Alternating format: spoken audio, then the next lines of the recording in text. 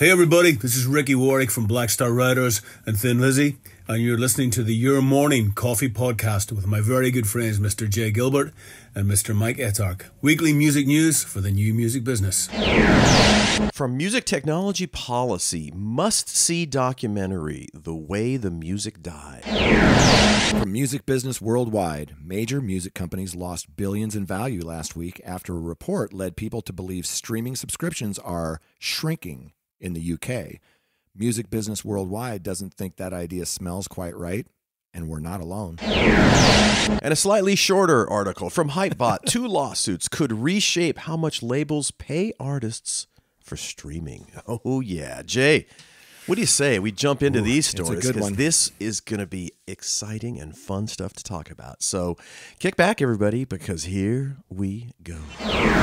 Stand by for transmission. This is London calling.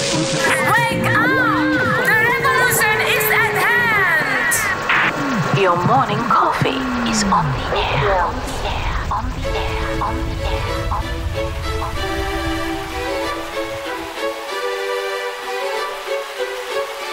Standing by.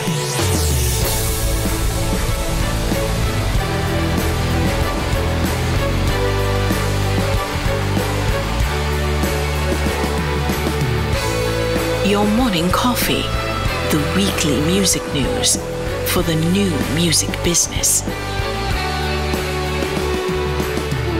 It's the highly curated, agitated, advocated, moderated, and liberated digital music information that you need to know. We are your digital music authority. And now from our studios in Hollywood, California, here's your hosts, Jay Gilbert and Mike Etchart.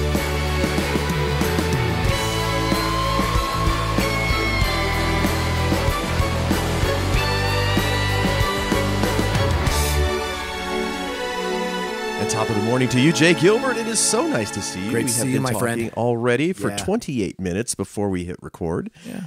That's very typical for us. Yeah. It is. We have we've talked about so much already, but now it's time to kick it in and actually hit record. Yeah, it is. And before we kind of get going, and we'll thank our sponsors and all of that, but I wanted to touch on an article I thought was really super interesting from our friend Glenn Peoples over at Billboard.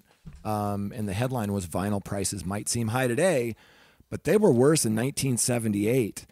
And sometimes I forget to, incorporate like inflation into some of these dollar amounts. Because you and I were talking last week, I think in the week before, about how the peak of the music industry dollar-wise was last year. But if you adjust for inflation, it's like 30-something% less than that. So we have a long way to go. But what did you think about Glenn's chart and this article on vinyl? Really interesting. And of course, I graduated from high school in 1978 and was buying lots of albums. And so I remember that year. And then what I did, I also went around and looked up what the minimum wage, what the federal minimum wage was in 1978. It was $2.65. So, and that was what you did when you had a job as a kid in high school at least I did. I was always buying records and buying albums. And so that means you had to have, roughly, based on some of these numbers that Glenn posted, you had to work almost 3 hours at a minimum wage job to afford an album. Oh, man. And I know, it's crazy. So, and to just make everyone kind of remember what was going on back in 1978. So big out records that year were Saturday Night Fever, of course, the Grease soundtracks. Rumors from Fleetwood Mac that came out in 77 was still on the charts. Yeah. Billy Joel's 52nd Street was huge. The Rolling Stones' Some Girls. So these are a lot of different albums that were super amazing popular albums. At the They time. still hold up Fantastic. today. I mean, every era, people probably think that they were born in the best era. My mom got to see the Beatles. But, I think of it, when I was in high school, and I'm thinking of, all of these that you just mentioned, and Tom Petty, and just so many great records in that time that I still listen to, and I think they still hold up. Yeah, but as the article points out, in 1978, vinyl records were more expensive than at any other time since the RIAA began tracking the sales back in 73. So that year, the average retail sale price of a vinyl LP was $7.32, which is equal to $30.18 in today's dollars when adjusted for inflation. So for comparison, the average inflation-adjusted LP sale price in 2021 was $25.19. So that's a considerable difference. It's still another $5 less than adjusted for inflation. The cost for an LP in 1978 was. So that was expensive. I encourage people to check out the article because Glenn included a chart from like 1973 to 2019. No, actually it's 73 to 2021. And it shows the average sale price of an album in today's dollars, adjusted for inflation, and it'll surprise you. It's pretty cool. No, absolutely, and they are Universal Music Group raised prices back in May for their wholesale price on 2,400 vinyl titles, half of them which are $19 or higher. Warner Music raised their prices on 600 titles back in October of 21. So they're going to get close, and if you know anything about economics, it is scarcity pushes prices up. And with all of the things we've talked about over the last several episodes about the demand for vinyl and yet the constriction on the production side of things, and of course the cost of oil is so high, and so that impacts the price of PVC, of vinyl and manufacturing. So we'll probably get close to that number, the $30 number, but we're not there just yet. Just yet. By the way, Jay, without the sponsors of our show, we would be adrift. Yes, sir. We do want to thank the wonderful folks that help put this show on, including Hypebot. Since 2004, Hypebot has chronicled the new music industry and the trends and technologies that are changing how music is discovered, consumed, marketed, and monetized. It is edited daily by founder Bruce Houghton with help from Alana Bonilla. Hypebot and sister blog Music Think Tank are published by live music discovery and marketing platform Bands in Town. Yes, sir. Bands in Town. Over 65 million live music fans trust Bands in Town to get personalized concert alerts, recommendations, and messages from their favorite artists. It's a #1 artist services platform connecting over 550,000 artists with their super fans. Managers, labels, agencies, and artists access their own dashboard to manage and promote their tour dates across all platforms. That is Bands in Town. Absolutely. So big thanks to Hypebot and Bands in Town. And of course, the guy that I get to do this show with every week, the golden-throated Jay Gilbert. He's the co-founder of music marketing and strategy company Label Logic. He's the curator of the Your Morning Coffee newsletter and a former executive with Universal Music, Sony Music, Warner Music Groups, and Fox Home Entertainment. Thank you, brother. And this guy sitting across from me that I have the pleasure of talking with every week is Mike Etchart, longtime host of Sound and Vision Radio, formerly of SST Records, Warner Music, Capital EMI, and Universal Music. Yes, indeed. So, Jay, what do you say we play a little song that will kind of get us in the spirit, would you say, for the first story? Yeah, kind of set the stage. Okay. Why don't you want to introduce what the song is? Yeah, this is one of my favorite songs. It's by my friend Ricky Warwick, who you might remember from The Almighty and Thin Lizzy and his solo work. I saw him open for Def Leppard once with an acoustic guitar and no backing band, and he had people on their feet. Anyway, back in 2003, he put out this album called Tattoos and Alibis, and one of the songs has stayed with me, and I refer to it a lot. And it really kind of popped into my head when we're going to talk about this first story. So let's play a few seconds of 3 sides to every story. 'Cause there's 3 sides to every story. Yours, mine, and the truth. 3 sides to every story. Yours, mine, and the truth. Yours, mine, and the truth. And there it is. There it is. Okay. And the story we're going to talk about is from Music Technology Policy, and it's about a documentary. Now, it's a YouTube documentary, so I don't think it was like a Netflix documentary. And it's not very long. What is it, 22 minutes? 16 minutes. 16 minutes, 16 minutes. But it's called The Way the Music Died. And it's a UK production. And there were artists in it that I wasn't familiar with. And in the documentary, they sat down with music industry professionals and took a dive into how streaming platforms like Spotify are exploiting artists, bleeding the industry dry, and compromising the quality of modern music. Now, those are their words about the bleeding the industry dry. Right. As they say, 2022 has been a historically controversial year for Spotify and its founder, Daniel Ek. They've been thinking about this film for a long time, but then it felt like it was the right moment to do it. They say many of the facts and experiences presented in the documentary are well known and commonly experienced by artists, but their aim is to share this with everyone, the users of these platforms and the fans of every single act on the platform. So the folks that are interviewed in this, Georgia Train, she's a vocalist, songwriter, and vocal coach.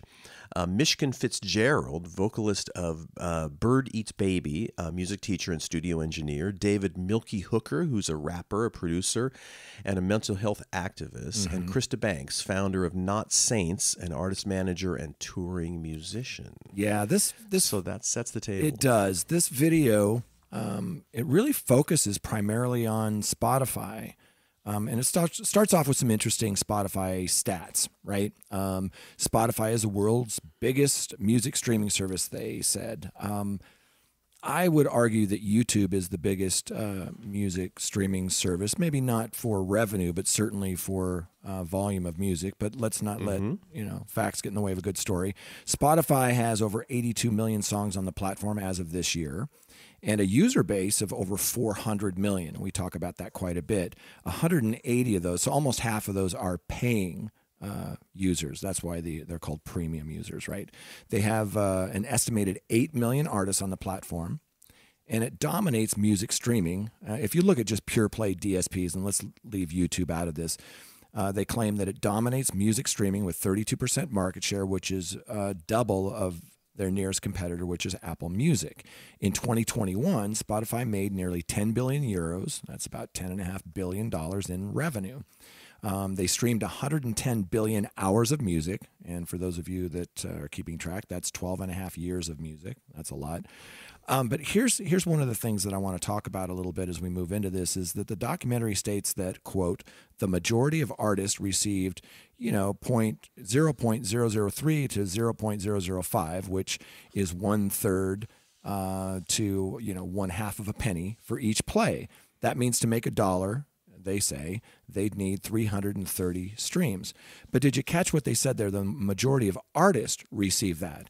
And as you and I talk about frequently, the DSPs, and let's not just pick on Spotify, but all DSPs, they pay the rights holder, and that's typically the label. And then you'll have an agreement with your contract with the label, and maybe you get 15%, maybe you get 20%, depending. But they don't always pay, in fact, rarely pay the artist. They'll pay the distributor. Let's say you go through DistroKid, CD Baby, TuneCore. They're going to pay them, and then they will pay you, minus any, annual fee that you pay. But that's where you're going to get, that bigger payout, is if you're not unrecouped with a label and you're not getting just a percentage from that. And so the other thing I want to touch on really quickly, and then we'll dig into this a little bit more, is the pro rata or big pool versus user centric. And whenever I read an article and they say, oh, well, Spotify pays out this, well, that varies. It varies based on, the size of that pool, the market share, all sorts of things in that equation. So it's not that simple to just say that they pay out very, very little. Right. So some of the things they brought up in the documentary is obviously during the pandemic, when touring stopped, Daniel Ek's net worth rocketed to nearly $5 billion. Spotify's market value tripled to $67 billion. During the pandemic, of course, artists saw diminishing support from the platform. Okay. Question mark, right? The more plays we get, the less money we make. Yeah, that was said by one of the artists. Yeah, that was said. I'm not sure. Okay, carry on. I just, that doesn't make any sense to me. That's right. So we've got these are quotes from the documentary. Mm-hmm. We've got more fans than ever, but we're not really making money from it. Not paying acceptable royalties to artists. Basing their songs on Spotify's one of the artists said she's seeing that certain artists are now basing their songs on Spotify's requirements, 30-second rule. Can we get to the chorus in the first 30 seconds? Yeah, okay, that's probably. I would just argue that that's true across the board, and it's same for YouTube. You don't get paid until you hit that 30-second mark. So, and I think just really quickly, if you're skipping through something and you listen to a few seconds of it, is that a pay and should that or play, I should say, and should that be paid out? The answer is no. And if you're going through TikTok and you're just scrolling through, each one of those little things you pass by is counted as a video view. And so there's different rules for different platforms, and you need to be up on that. But when I heard that people are, writing songs differently because of Spotify, I would argue they're writing songs differently because of technology, including YouTube, DSPs. Exactly. Don't bore us, get to the chorus. Yeah, sorry to interrupt. And by the way, that's been going on for decades. You write things kind of for the radio format in the old days, or for video format. So I kind of. That's not anything new. In the documentary, one artist said, "I've got 70,000 streams on my track, and I've got nothing back." I don't see how that. Well, it could be. Who knows? If you're, it's not likely. It's possible, but it's not probable. I mean, if you're unrecouped, sure, maybe, and there's also a delay. There's a lag in when you get your payment. I don't know, Mike. I see this a little bit differently in that we talked about that the rights holder typically, it's easy for you to say, gets paid. And, that if you go through an aggregator, you'll get the bulk of the revenue. But on the publishing side, you and I had talked about how recently we looked at the top 100 and the average number of co-writes was north of 5. And I saw a song yesterday that had 12 writers on it. Well, that's going to dilute the pool of publishing. And that's a whole separate thing. But I say all the time that a stream is not worth a download is not worth a CD, and a CD is not worth premium vinyl. But you touched on something before we hit record that I would love to have you expound on, because I thought it was really sharp, and that is that there's no guarantees in this business. No, well, and it's worth, we've talked about this in the past, but it's worth noting that before you and I ever sat at a desk in a major label, we were in garages picking up instruments and playing. And so we've played tons of gigs as kids and as young adults and as adults. And, you at the time when we started playing music, you would have, to have the ability to record an album inexpensively like it is now, with all of the digital audio workstations like Pro Tools or GarageBand or Logic or, any of one of these things, which are all relatively cheap. Instruments are relatively cheap. We grew up in an era when you'd pay $100 an hour to go into a recording studio, and everybody saved up for that. Yeah. It's so much less expensive now to get professional recordings done, but even more importantly, to immediately upload and make them available to consumers all around the world. Globally. It is a wonderful opportunity for musicians now. There are no gatekeepers, essentially.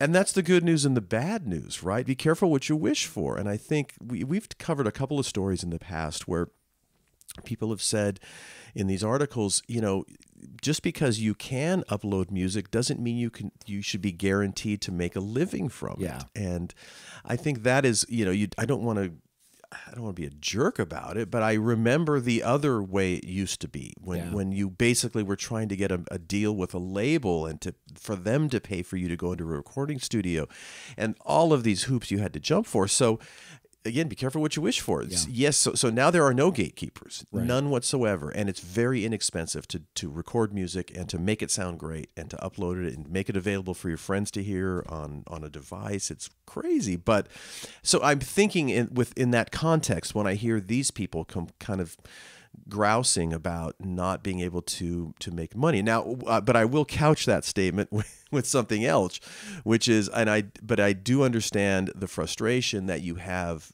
The platform itself, Spotify as a company, is valued so high, and Daniel Ek, who of course put the whole thing together and made it happen, and he's worth billions of dollars. Right. So I get it. that is a bit frustrating. Yeah. I understand that, and I don't have a great solution. I think you might have mentioned it. What I would love to see is somehow artists being able to somehow tap into the valuation of a company. Yeah, maybe it's at the end of the year, yeah, kind of a bonus, where if the company is successful, right, then share a little love with your artists. Yeah, I think that number one, the fees that are paid for subscriptions are too low. But as you've pointed out in the past, even if they quadrupled it, it's not going to solve the problem. But I do believe that it's undervalued, and we should be paying more for subscriptions.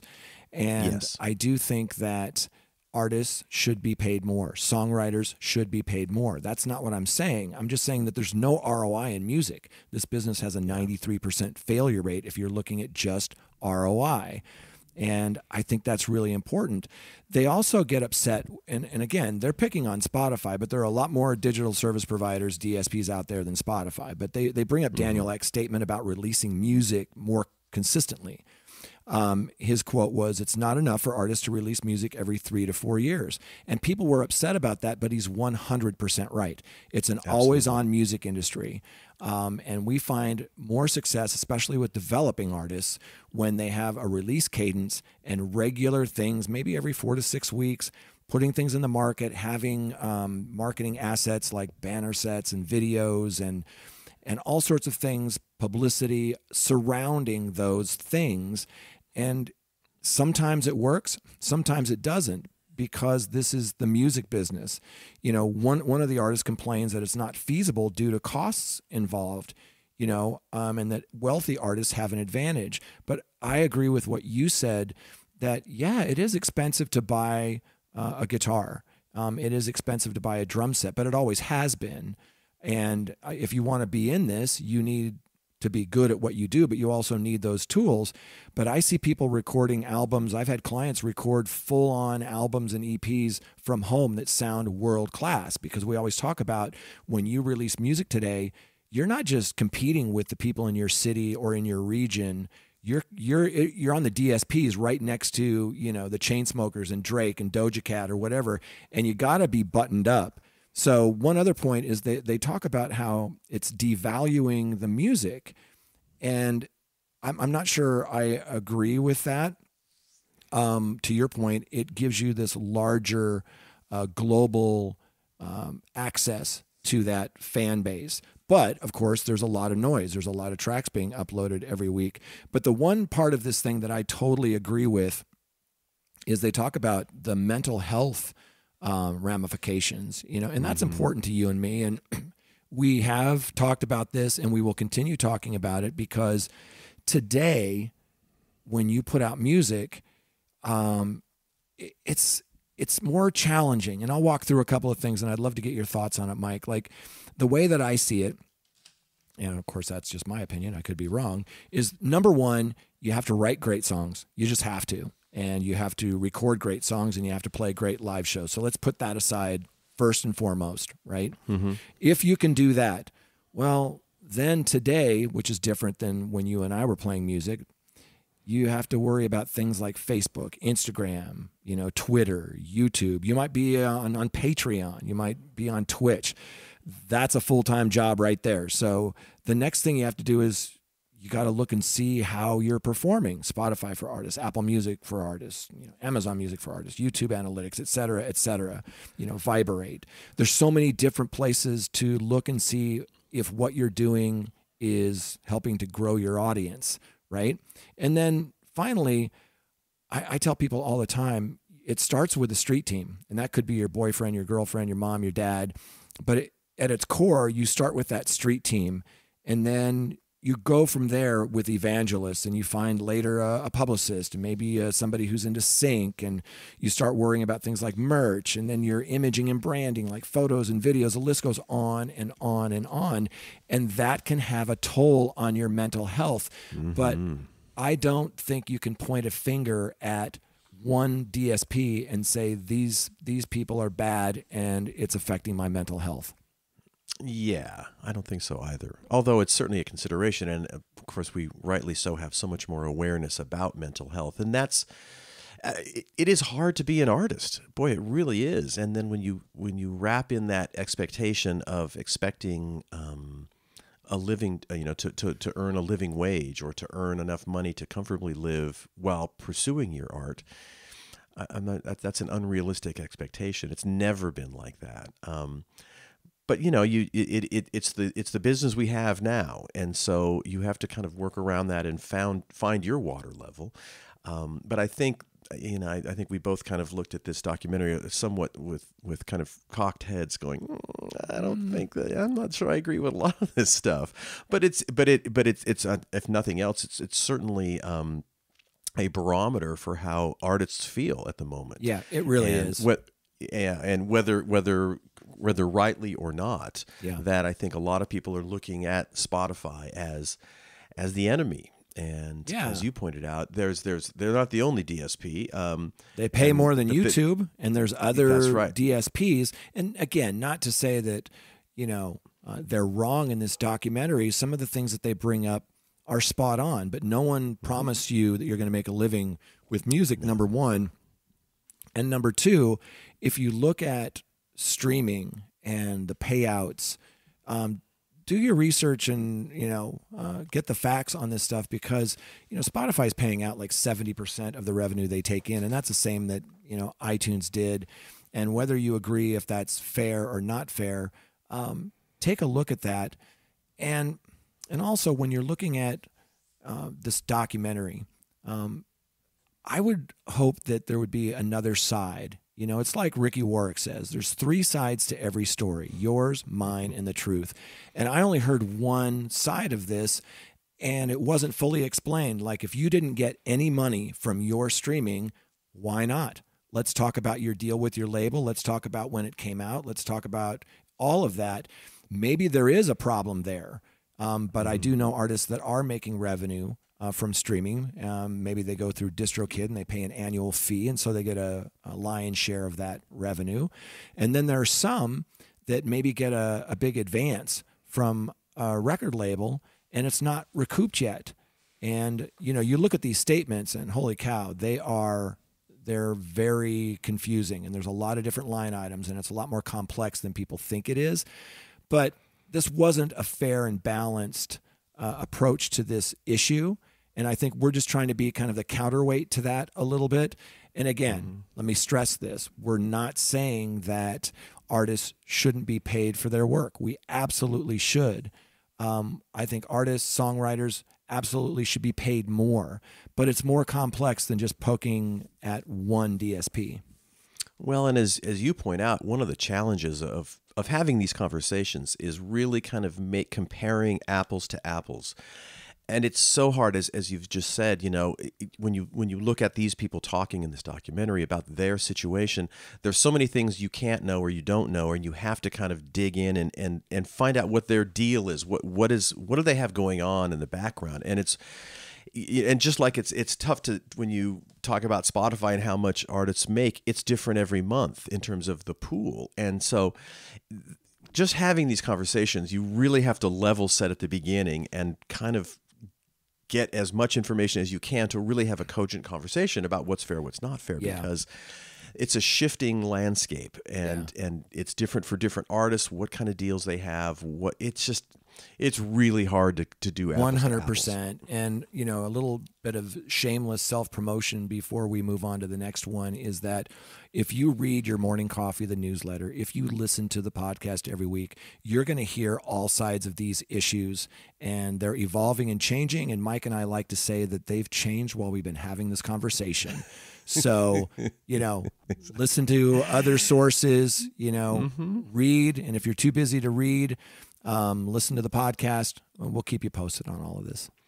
Yeah. And it's easy to get hysterical. And this kind of, the next article is sort of along those lines. Oh my gosh. Yeah, this is from Music Business Worldwide. And as you said, this may be the longest title for an article we've ever covered. Longest headline we've ever seen. We love it, though. And I know I gush often about Tim Ingham. He's one of my all-time favorites. He runs that great team over at Music Business Worldwide. His podcast is amazing. I think he might be a robot. I've never heard him make a mistake. So, Tim, if you're listening, I'm on to you.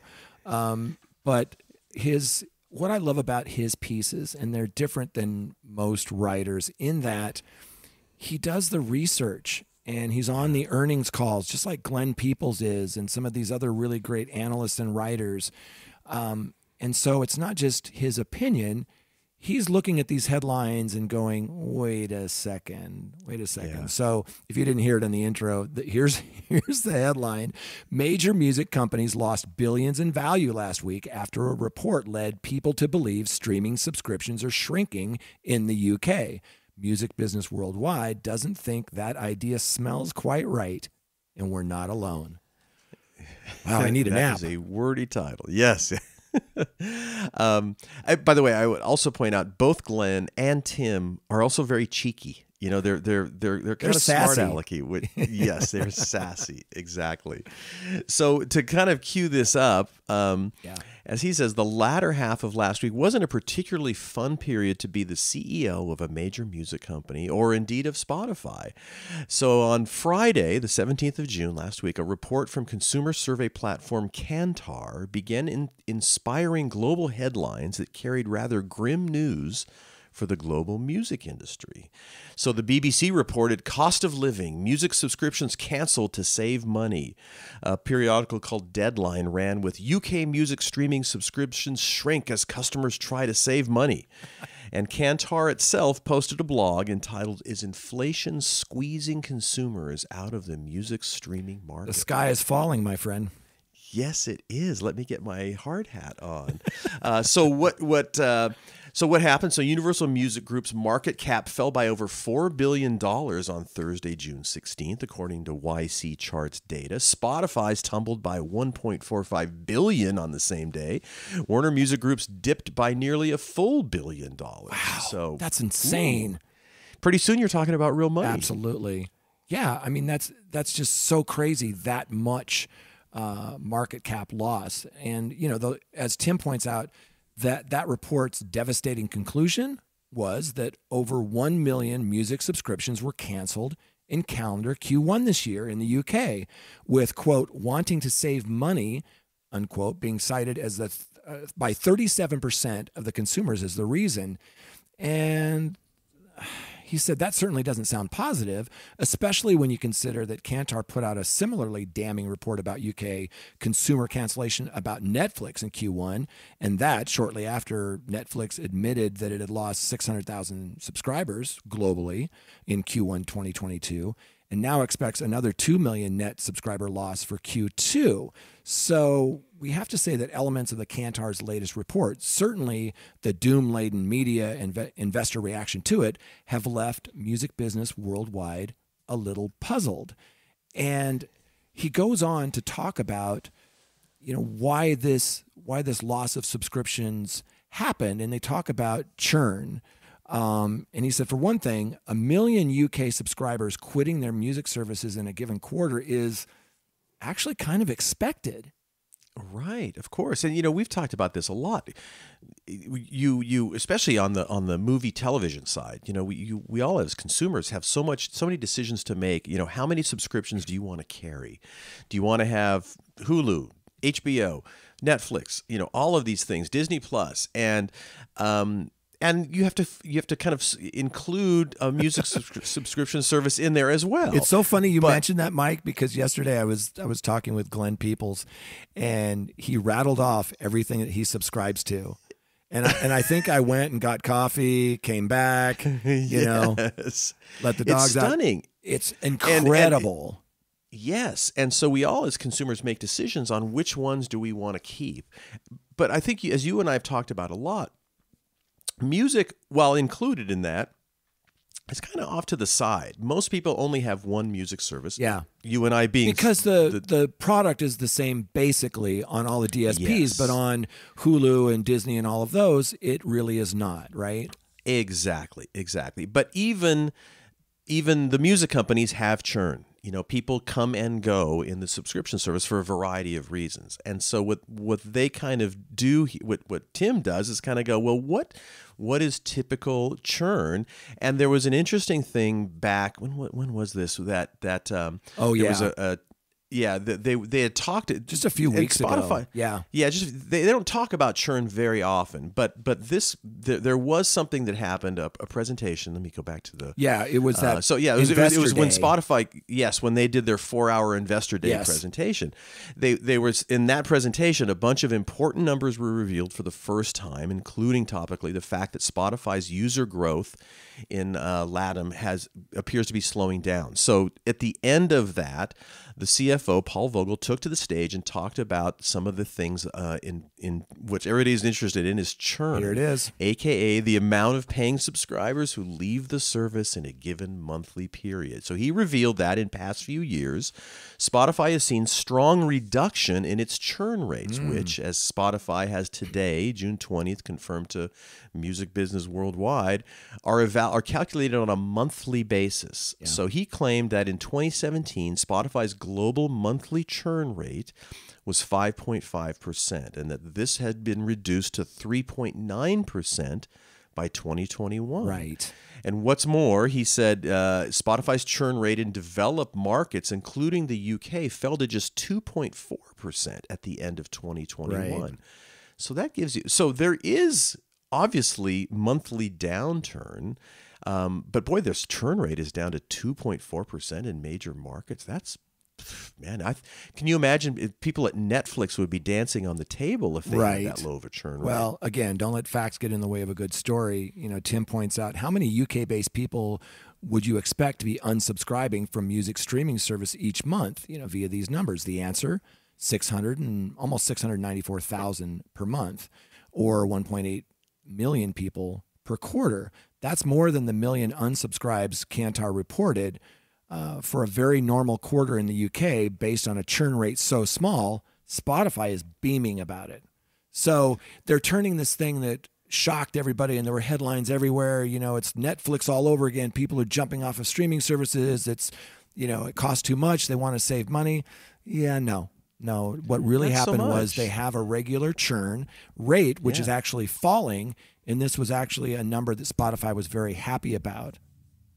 Yeah. So, but it also goes to show you the power of media and bad news and its impact, or supposed bad news, and its impact on the valuation of these companies and how quickly the things can just downturn. Yeah.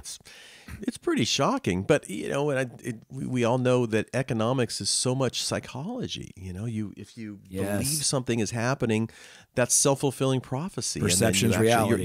Your behavior will, in fact, make that thing happen. Yeah. So it's kind of funny how, but I love that Tim kind of just said, wait a minute. And there's one other thing that he pointed out I thought was funny, too, that was like, huh?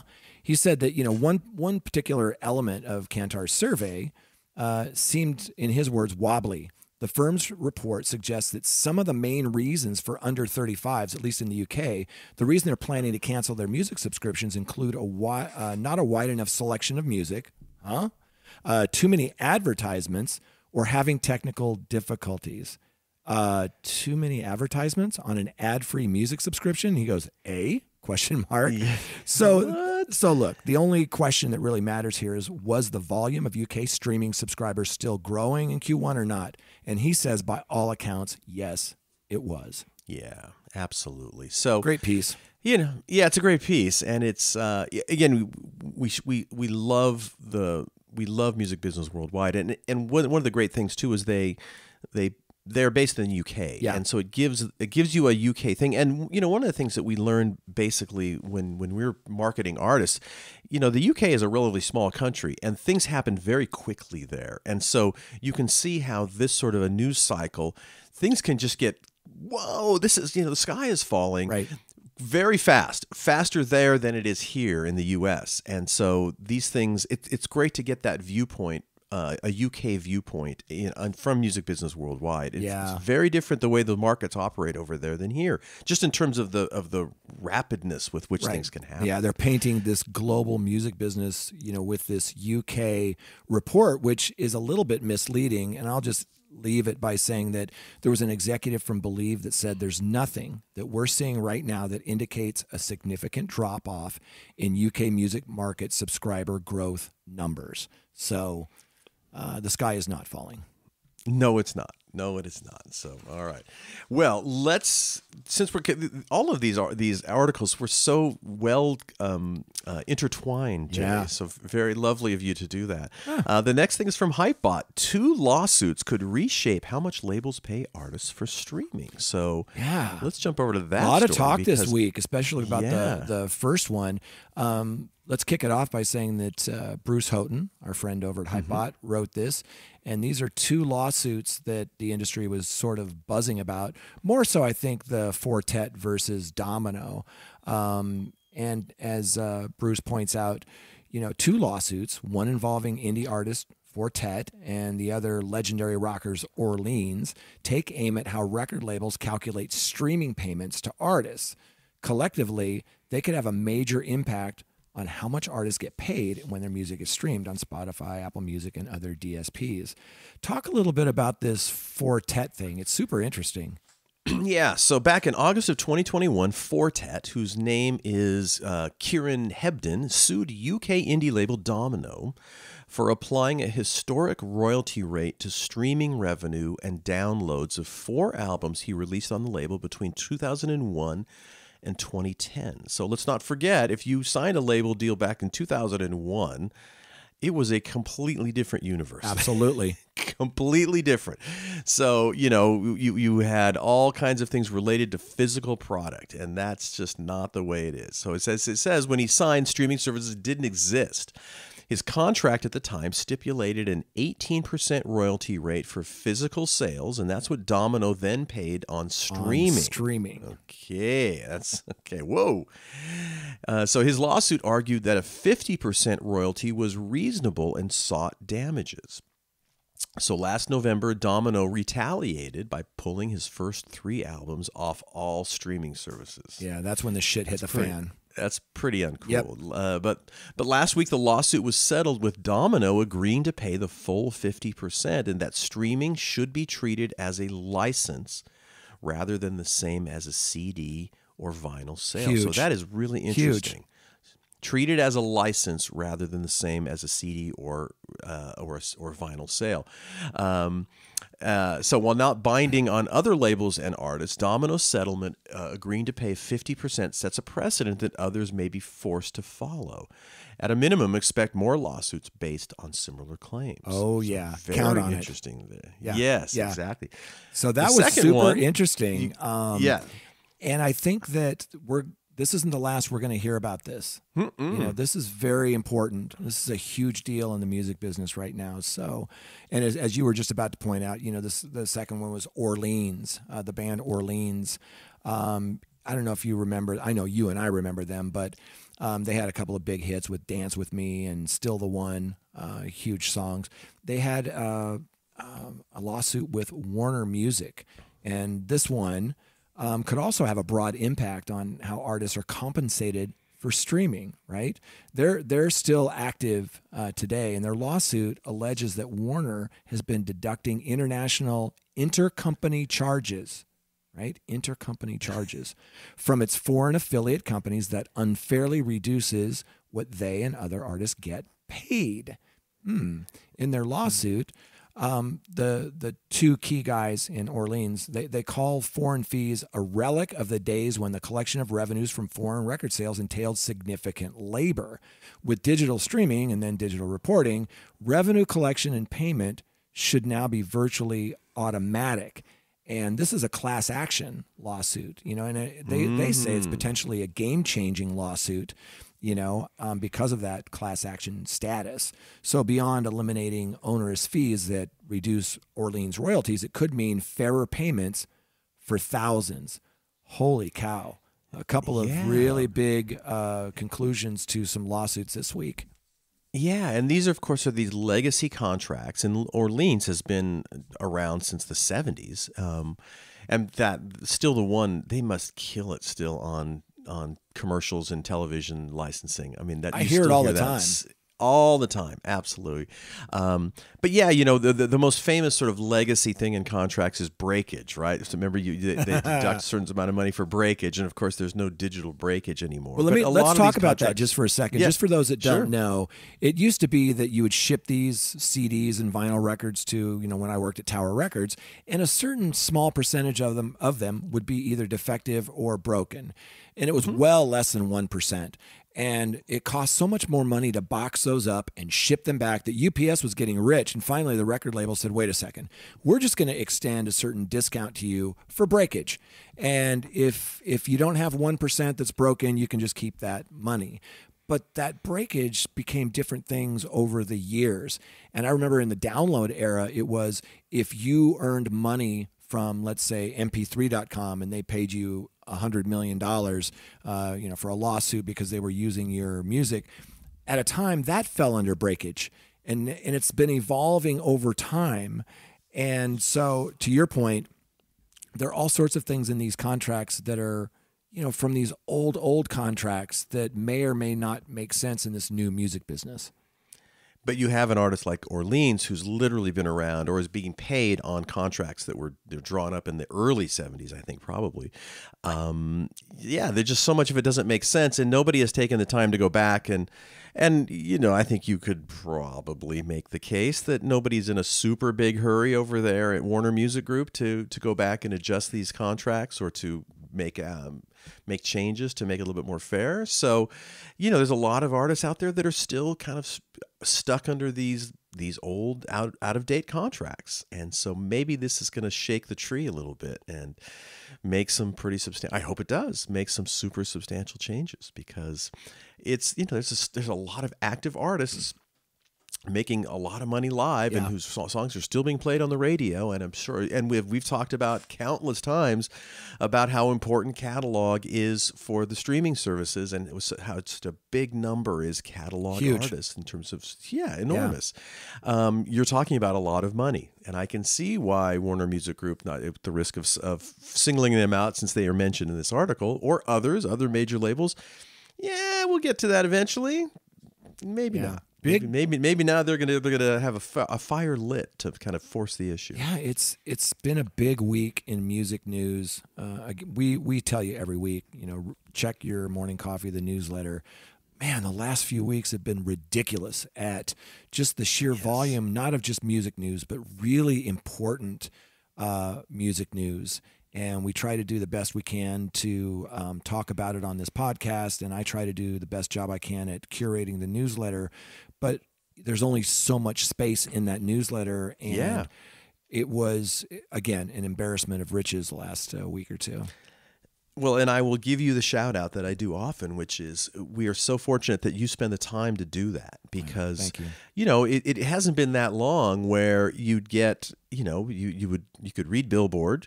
You could read a handful of other publications that were pretty much trade-only publications. If you were an artist out there, you didn't have that access. But you're the kid in class that's the smart kid that makes it easy for all of us knuckleheads out there to kind of take advantage of all the time you put in. Well, and thank you. I'm not such a great resource. I'm not the smartest guy in the room, but I'm definitely one of the most curious. And I love digging into this stuff with you every week. I'm learning just like everybody else. It's changing fast and furious. It is, but I'm still struck by how marvelous it is, and we can talk till the cows come home about how streaming can be fixed to make it more fair for artists, without a doubt. But just from a consumer standpoint, the ability to immediately call up a song, you're having a conversation, or to listen to, yes, we've got these devices in our back pocket.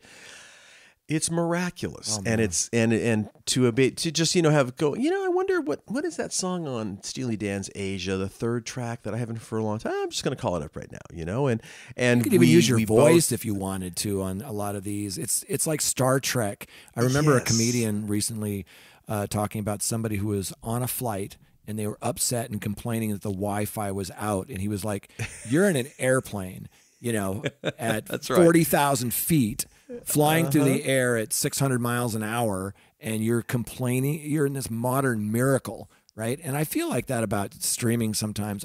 I can't believe that I have this little device that I can just say, hey, device, play this track, like while I'm driving, whatever, and it plays it. And it's and then there's a lyrics come up. It's insane how cool that is. Absolutely. And I am particularly thinking about this because I've been moving my daughter who's in college and she's in between apartments. And when I was doing that, when I was in college, that move entailed a gigantic crates full of albums and a huge stereo system and all of this gear that you used to have to carry your library around, which was very limited by your $2.65. And talk about how much those crates of vinyl weighed.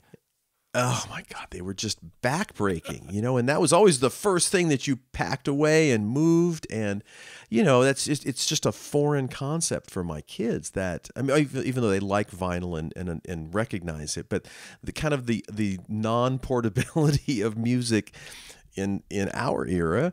And so it's a marvelous time to be a music fan, and we are spoiled to have the access that we have. And then to say nothing, and you and I have talked about this a lot, YouTube.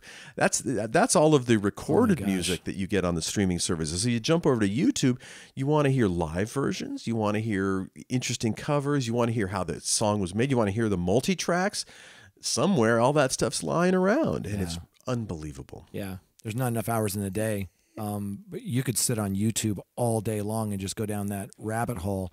But you're absolutely right. We are very thankful and very spoiled that we have access to all of this. But we'll wrap it up with a bow by saying that, YouTube, Spotify, Apple Music, Pandora, Deezer, all the DSPs, we want everyone to pay their fair share, and we want artists and writers to get their fair share. And I think we're finally headed in that direction with the Copyright Royalty Board and some other things. Mm-hmm. But it's going to take time because a lot of these rules and regulations and laws are from like the 1900s. Yeah, exactly. So, but there have been a lot of successes this year that have been encouraging. So, let's hopefully continue those improvements, and then let's wrap up this edition. We want to thank Hypebot and Bandsintown certainly for making it happen, and thank all of you for listening. Jay and I do not take that for granted one little bit. So thank you for doing that. Next week is episode 99, Jay, on the march towards our first 100 episodes, and thank you all for continuing to hang with us as we as we stumble on our words. Absolutely. And as we get the technology wrapped up. So we appreciate it. And on that note, have a fabulous week, everyone. We'll see you next time on the Your Morning Coffee Podcast.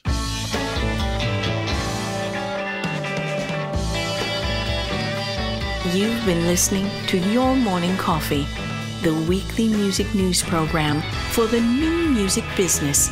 Join Jay Gilbert and Mike Etchart next time for the digital music news you need to know.